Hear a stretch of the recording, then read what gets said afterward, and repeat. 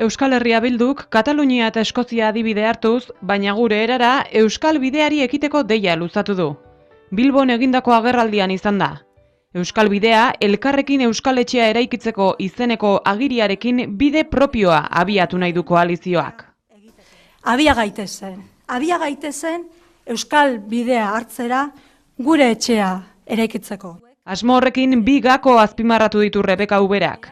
Lehenengoa, jarduerak bertatik bertara eraikitzea. Euskal Herriak Euskal Bidea bide propioa behar du. Euskal Herriak bere etorkizuna prestatu eta eraiki behar du.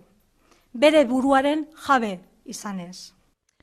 Bigarrena ordea, Euskal Herritarren arteko elkarbizitza oinarri izatea. Euskal Etxearen eraikuntza jarduera garatzeko elkarlana da. Finean, gaur eskaintzen eta proposatzen duguna, elkarlana.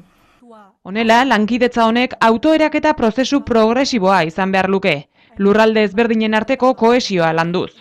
Egun seinalatu bat zehaztu ordez, eguneroko erabakiak hartu eta gure buruaren jabeago eginez, azaldu du Uberak.